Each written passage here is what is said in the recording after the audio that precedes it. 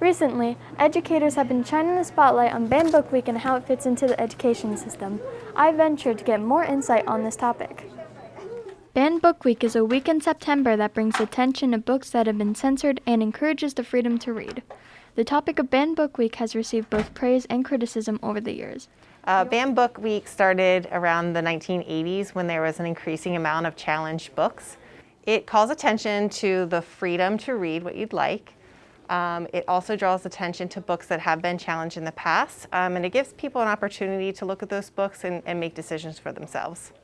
So Banned Book Week is an opportunity to recognize books that have been challenged nationwide.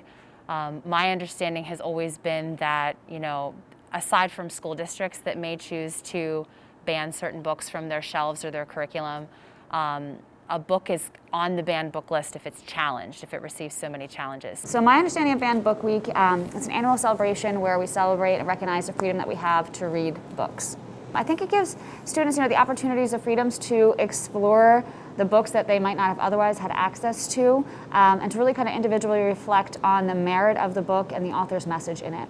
The American Library Association claims the overall goal of this event is to teach the importance of our First Amendment rights and the power of literature, and to draw attention to the danger that exists when restraints are imposed on the availability of information in a free society. So I have always thought that the purpose is to recognize that there are books that we have in our society that not everyone is happy with, but also to recognize the importance of keeping them. It's not just about, you can be unhappy with a book or maybe don't want to read it yourself, or you maybe don't want your children to read the book, and you have your reasons for that. That's understandable. But I think it's supposed to be a recognition of the fact that just because there's literature out there that you don't like doesn't mean that we should prevent people from reading it. So when I think about the purpose of what's behind Banned Book Week, I think it's truly to celebrate the opportunity that we have, the freedom that we have to access and read books of our choosing. I think Banned Book Week portrays a message of the need to celebrate the authors and the works that they have created.